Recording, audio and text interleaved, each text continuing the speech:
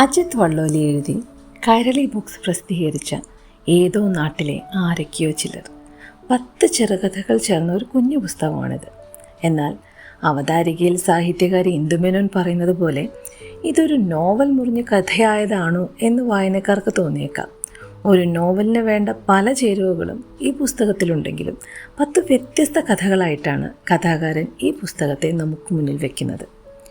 ഒരേ കഥാപശ്ചാത്തലവും പല കഥകളിലും വന്നും പോയും ഇരിക്കുന്ന പ്രതിപാദിക്കുന്ന കഥാപാത്രങ്ങളും സംഭവങ്ങളും ഇവിടെ കാണാമെങ്കിലും വളരെ തന്മയത്വത്തോടെ ഒരുമിച്ച് നിന്നും വ്യത്യസ്തമാകുന്ന അല്ലെങ്കിൽ വെവ്വേറെ നിന്നും ഐക്യം തോന്നുന്ന വ്യത്യസ്തമായ 10 കഥകൾ തന്നെയാണ് കഥാകാരൻ ഇവിടെ ഒരുക്കിയിരിക്കുന്നത്.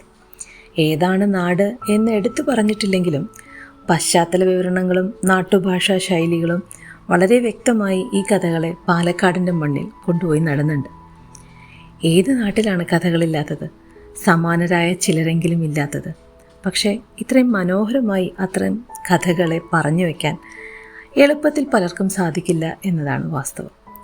വർഷങ്ങൾക്ക് മുന്നേയുള്ള ഒരു പാലക്കാടൻ ഗ്രാമത്തിലൂടെ ചില കഥാപാത്രങ്ങളുടെ കൂടെ നടന്ന് നമ്മുടെ കൺമുന്നിൽ എന്നതുപോലെ ഈ 10 കഥകളെ അവതരിപ്പിക്കാൻ എഴുത്തുകാരന് സാധിച്ചിട്ടുണ്ട്. ഇനി ആ കഥകളിലേക്ക് ഒന്ന് എത്തി നോക്കിയാലോ? പപ്പേട്ട, ഇത്തിരി അരവണ്ടി എടുക്കട്ടെ? സ്കൂൾ വിട്ടു പോകുന്ന പിള്ളേര് ചോദിക്കും. എന്തുണ്ണി എടുത്തറാ? കഴുത്തൊന്ന് തിരിച്ച് ചിരിച്ചുകൊണ്ട് അയാൾ പറയും, ഏയ് നാളെ കൊണ്ടുവരാട്ടോൾ. പുസ്തകസഞ്ചി ഹാൻഡിലിൽ തൂക്കി ആവേശത്തോടെ സൈക്കിൾ ചവിട്ടി പിള്ളേര് പോകും. പപ്പോ, ഈ ചക്കന്മാർക്കൊന്നും വണ്ടി കൊടുക്കണ്ടാ, വീഴ്ത്തി അതിൻ്റെ പണി മുഴുവൻ കഴിക്കും, എനിക്ക് വാടകക്കാശും തരില്ല. കവലയിൽ വെറുതെ വട്ടം കൂടി നിൽക്കുന്ന ആളുകളിൽ ആരെങ്കിലുമൊക്കെ പറയും. അജിത് വള്ളോളിയുടെ ഏതോ നാട്ടിലെ ആരൊക്കെയോ ചിലർ എന്ന കഥാസംഹാരത്തിലെ ആദ്യ കഥയായ പപ്പൻ്റെ സൈക്കിളിൽ നിന്നും കുറച്ചു വരികൾ. മുത്തിയേ, ഇത്തിരി വെള്ളം തരീ.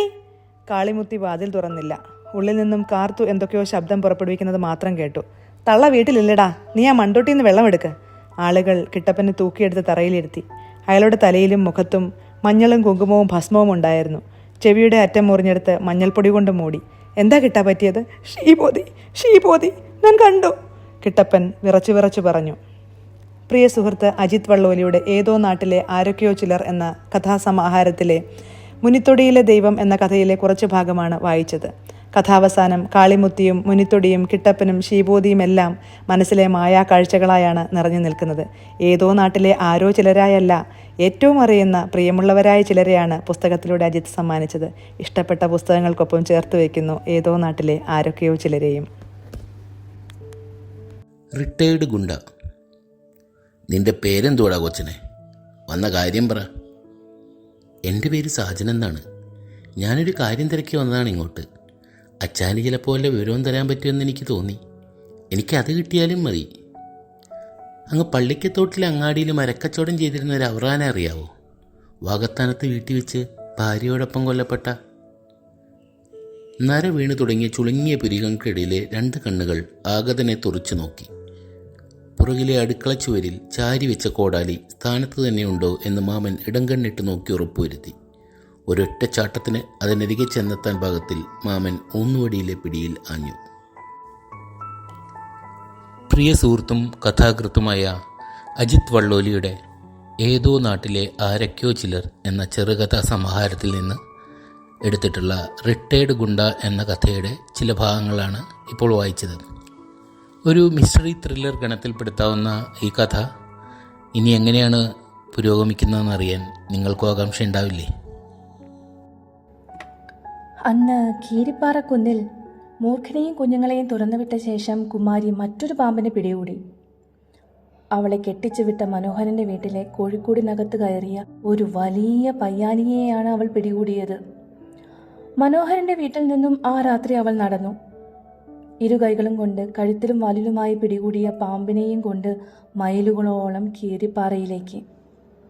തടയാനായി പിന്നാലെ ഓടിയ മനോഹരനും അവൻ്റെ പെങ്ങൾ മനോന്മണിക്കും കയ്യിൽ പാമ്പുമായി നടക്കുന്ന കുമാരിയുടെ 10 അടി അരികിൽ പോകാൻ പോലും ധൈര്യമുണ്ടായില്ല. പാമ്പിനെ കുറ്റിക്കാട്ടിലേക്ക് തുറന്നുവിട്ട് തിരികെ വന്ന കുമാരിയെ അടുപ്പിക്കാൻ മനോഹരൻ കൂട്ടാക്കിയില്ല.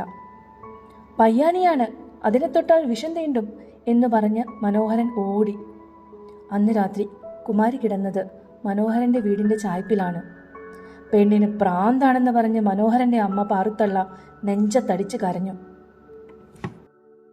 പേർഷ്യക്കാരൻ. സേതു മുണ്ടിൻ്റെ മടിശീലയിൽ നിന്നും മൂക്കുപൊടി ഡപ്പയെടുത്ത് കയ്യിൽ കുടഞ്ഞു. റേഷൻ അരിയുടെ നാറ്റം മാറാത്ത മീനാക്ഷിയമ്മയുടെ കലത്തിൽ ചമ്പാവരിയും തഞ്ചാവൂർ പൊന്നിയും തിളച്ചു. വക്കുപൊട്ടി വിള്ളൽ വീണ ചുമരുകൾ സിമൻ്റിട്ട് ചുണ്ണാമ്പ് തേച്ചു. കാല് വയ്ക്കുന്നിടത്ത് കീറിപ്പോയ ഫാക്ടം ഫോസിൻ്റെ ചാക്കുകൊണ്ട് മറച്ചിരുന്ന പായ മാറ്റി അമ്മയ്ക്ക് കിടക്കാൻ ഒരു കട്ടിലും കിടക്കയും പുതപ്പും തലയിണയും വാങ്ങി. ആ കിടക്കയിൽ പുതിയ സാരിയുടുത്ത് കഴുത്തിൽ പച്ചക്കല്ല് പിടിപ്പിച്ച മാലയുമിട്ട് കിടന്ന് മീനാക്ഷിയമ്മ കരഞ്ഞു. ഓരോ രാത്രിയും. എന്തിന്? മാമച്ചൻ വായ കുലുക്കി കുഴിഞ്ഞ് വെള്ളം തുപ്പിക്കൊണ്ട് ചോദിച്ചു.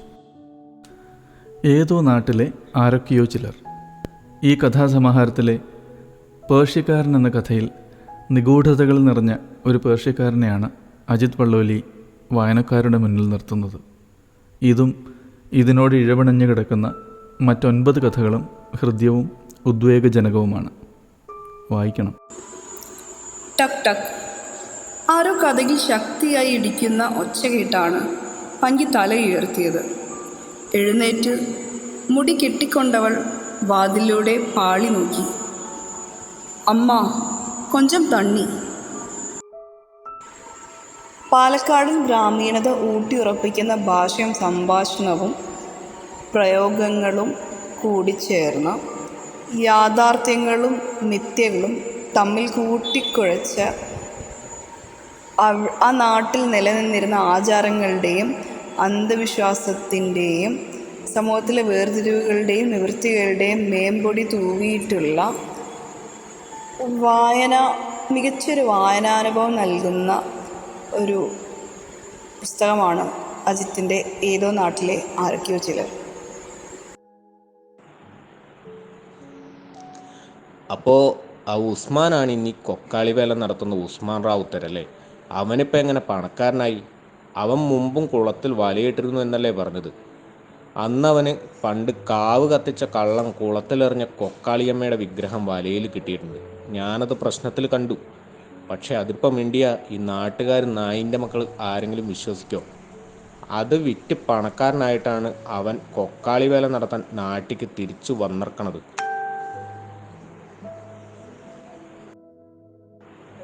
കൊക്കാളി വേല, അജിത്ത് വള്ളോലി അഥവാ എൻ്റെ അജിത്തേട്ടൻ്റെ ഏതൊക്കെയോ നാട്ടിലെ ആരൊക്കെയോ ചിലർ എന്ന പുസ്തകത്തിലെ ഒരു കഥയിലെ ഭാഗമാണ്. ഞാൻ ഒരുപാട് ഇഷ്ടപ്പെട്ട് ആസ്വദിച്ച് വായിച്ചൊരു പുസ്തകമാണ് ഏതൊക്കെയോ നാട്ടിലെ ആരൊക്കെയോ ചിലർ. ഒരുപാട് കയ്യടക്കമുള്ള, ഒതുക്കമുള്ള, വൈവിധ്യമാർന്ന ഒരുപാട് അല്ലെങ്കിൽ ഒരുപിടി കഥകൾ നിറഞ്ഞ ഒരു പുസ്തകം. അത്ര സുഖമാണെന്നറിയുമോ അത് വായിക്കാൻ വേണ്ടിയിട്ട്? അതിലെ ആ ഭാഷാശുദ്ധി, ആ ഒരു പാലക്കാടൻ തനിമ, എനിക്ക് തോന്നുന്നു അത് അജിത്ത് വള്ളോലിൽ എന്ന് പറയുന്ന എഴുത്തുകാരൻ്റെ മാത്രം സ്വകാര്യ സ്വത്ത് അല്ലെങ്കിൽ സ്വകാര്യ അഹങ്കാരമൊക്കെയാണ്. ആ ഒരു കയ്യടക്കവും വായനക്കാരനെ പിടിച്ചിരുത്താനുള്ള ആ ഒരു കഴിവും അപൂർവം ചില എഴുത്തുകാരിൽ മാത്രം കാണുന്ന ഒന്നാണ്. പക്ഷേ അവരിൽ നിന്നൊക്കെ വ്യത്യസ്തമായിട്ട് അജിത്തിനെ മാറ്റി നിർത്തുന്നത് പുതിയ പുതിയ ആശയങ്ങൾ, അതിനെ ദൃശ്യവൽക്കരിക്കുന്ന രീതി അല്ലെങ്കിൽ ആവിഷ്കരിക്കുന്ന ആ രീതി, അതൊക്കെ തന്നെയാണ്. ഇനിയും ഒരുപാട് എഴുതാൻ സാധിക്കട്ടെ എന്ന് പ്രാർത്ഥിക്കുന്നു, കാത്തിരിക്കുന്നു. മുന്നോട്ട് നടക്കുന്തോറും അതൊരു വലിയ തുരങ്കമാണ് എന്നയാൾക്ക് ബോധ്യമായി. ചില സ്ഥലങ്ങളിൽ ഇരുവശങ്ങളിലും തീപ്പന്തങ്ങൾ കത്തിച്ചു നിർത്താൻ പാകത്തിൽ ചുവരുകളിൽ ഓരോ ദ്വാരവുമുണ്ട്. അള്ളാ കാക്കണേ, ഉസ്മാൻ പ്രാർത്ഥിച്ചുകൊണ്ട് മുന്നോട്ട് നടന്നു. തുരങ്കത്തിന് അല്പം ഉയരം കൂടി വന്നപ്പോൾ അയാൾക്ക് നിവർന്നു നടക്കാനായി. ഓരോ മൂലയിലും ഉസ്മാൻ പരമാവധി ടോർച്ചടിച്ചു നോക്കി. പെട്ടെന്ന് മുകളിൽ 2 കണ്ണുകൾ വെട്ടിത്തിളങ്ങുന്നത് കണ്ട് ഉസ്മാൻ ഞെട്ടിപ്പോയി. അജിത് വള്ളോലിയുടെ ഏതോ നാട്ടിലെ ആരൊക്കെയോ ചിലർ എന്ന പുസ്തകത്തിലെ തുരങ്കം എന്ന കഥയിൽ നിന്നുള്ള ഒരു ഭാഗമാണ് ഞാൻ വായിച്ചത്. ഒരു പാലക്കാട്ടുകാരി ആയതുകൊണ്ട് തന്നെ ഈ കഥാപരിസരം വളരെ സുപരിചിതമായിട്ടുള്ള ഒരാളാണ് ഞാൻ. ടിപ്പു സുൽത്താൻ്റെ കോട്ടയും തുരങ്കവും കിടങ്ങുമൊക്കെ എത്രയോ കാലം സ്കൂൾ വിട്ട് വരുമ്പോൾ സ്ഥിരമായി കാണുന്ന അല്ലെങ്കിൽ കടന്നു പോകുന്ന ഒരു സ്ഥലം കൂടിയായിരുന്നു. ഇനിയൊരിക്കൽ വീണ്ടും അവിടെ പോകുമ്പോൾ തീർച്ചയായിട്ടും ഉസ്മാനെയും ഈ കഥയുമൊക്കെ ഓർക്കുമെന്ന് ഉറപ്പ്. പ്രാർത്ഥന കഴിഞ്ഞ് കാളിമുത്തി മാറിയപ്പോൾ പീഠത്തിൽ വെച്ചിരുന്ന ആ രൂപം കണ്ട കിട്ടപ്പൻ കിടുങ്ങിപ്പോയി. കൊക്കാളിക്കാവിലെ കളവുപോയ പഴയ പഞ്ചലോഹ വിഗ്രഹം, സാക്ഷാൽ കൊക്കാളിയമ്മ. കള്ളൻ ഏതോ ജലാശയത്തിൽ ഒളിപ്പിച്ചതെന്ന് ദാമോദരപ്പണിക്കർ ഗണിച്ചു പറഞ്ഞ വിഗ്രഹം. നോക്കെ മുഖവും കഴുത്തും മാത്രമുള്ള ആ രൂപം തന്നെ തുറിച്ചു നോക്കുന്നു. വിഗ്രഹത്തിൻ്റെ കണ്ണുകൾ കോപം കൊണ്ട് തീക്കട്ടകൾ പോലെ ചുവന്നു ജ്വലിക്കുന്നുവോ? കുടിച്ച കള്ളിറങ്ങിപ്പോകുന്ന പോലെ ആ നിൽപ്പിൽ അയാൾ നിന്ന് വിയർത്തൊഴുകി. തനിക്ക് പുറകിൽ അല്പം മാറി എന്തോ വലിയൊരു വെളിച്ചം പോലെ തോന്നിയ കിട്ടപ്പൻ പിന്നിലേക്ക് തിരിഞ്ഞു നോക്കി. തൻ്റെ ഹോമപ്പുരയും വീടും അതാ തീ കത്തിയെരിയുന്നു.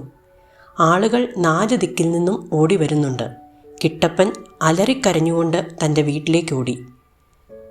തോട്ടിൽ നിന്ന് തൊട്ടികളിലും കുടങ്ങളിലും ആളുകൾ വെള്ളം കോരിക്കൊണ്ടുവന്ന് പുരയിലേക്ക് ഒഴിക്കുന്നുണ്ട്. പൂശാരിയപ്പൻ ദാ വരുന്നറാ, ഭാഗ്യം മൂപ്പര് ഉള്ളിലില്ലാത്തത്, ആളുകളിൽ ആരോ പറഞ്ഞു. കാളിതന്ത്രം. ഏതോ നാട്ടിലെ ആരൊക്കെയോ ചിലരുടെ നാട്യങ്ങളില്ലാത്ത ഒരു കൂട്ടം ആളുകളുടെ കഥകളിൽ 9ാമത്തെ കഥയാണിത്. അവരിൽ നിഷ്കളങ്കരുണ്ട്, മുരടൻ സ്വഭാവക്കാരുണ്ട്, നിസ്സഹായരുണ്ട്, വേട്ടക്കാരുണ്ട്. നന്മയുടെ നിറകുടങ്ങളായാലും ക്രൂരതയുടെ പര്യായങ്ങളായാലും അവർ എങ്ങനെയാണോ അങ്ങനെ തന്നെ മുഖംമൂടികളില്ലാതെ നിൽക്കുന്നു എന്നതാണ് ഈ കഥാപാത്രങ്ങളുടെ പ്രത്യേകത. ഇവരുടെ കൂടുതൽ കഥകൾ അറിയാൻ വായിക്കാം ഈ പുസ്തകം. ഇടങ്ങഴി നിരപ്പാക്കേണ്ട കുട്ടീൻ. ഒരിക്കൽ കൂലി വാങ്ങാൻ നേരത്ത് വലങ്കൈയിലെ ഇടങ്ങഴിയിലെ നെല്ല് ഇടങ്കൈ കൊണ്ട് നിരപ്പാക്കിയ കാര്യസ്ഥനോട് ജലജ പറഞ്ഞു, കൊട്ടക്കോല് പോലൊരു പെണ്ണ്, കൂലിക്ക് കണക്ക് പറയാറായോ നീ? കാര്യസ്ഥൻ ഒച്ചയുയർത്തി. തരണതോ ആകെ 3 ഇടങ്ങഴി, അതിന് കൈകൊണ്ടൊരു നിരപ്പാക്കൽ വേറെയും എന്നവൾ മുഖത്ത് നോക്കി പറഞ്ഞപ്പോൾ കാര്യസ്ഥൻ അടുത്ത വായിക്ക് കൽപ്പിച്ചു, നാളെ മുതൽ നീ കണ്ടത്തേക്ക് വരണ്ട, തന്തിയും തള്ളിയില്ലാത്ത പെണ്ണിൻ്റെ നാക്കേ. നെല്ല് കൂലിയായി വാങ്ങിയ തോർത്ത് കിഴി കെട്ടി തലയിൽ വെച്ചുകൊണ്ട് പോണ ജലജയെ നോക്കി മറ്റു പണിക്കാർ പറഞ്ഞു, അവളും കമ്മ്യൂണിസ്റ്റായിന്ന് തോന്നുന്നുണ്ട്. ശക്തരായ സ്ത്രീ കഥാപാത്രങ്ങളാണ് ഈ പുസ്തകത്തിൽ എടുത്തു പറയേണ്ടുന്ന മറ്റൊരു പ്രത്യേകത. അതിൽ ഏറ്റവും മികച്ചത് എന്ന് പറയാവുന്നൊരു കഥാപാത്രമാണ് ജലജയുടേത്. കൂടുതലറിയാൻ പുസ്തകം വാങ്ങി വായിക്കൂ. ഇത് ഏതോ നാട്ടിലെ ആരൊക്കെയോ ചിലരുടെ കഥകൾ.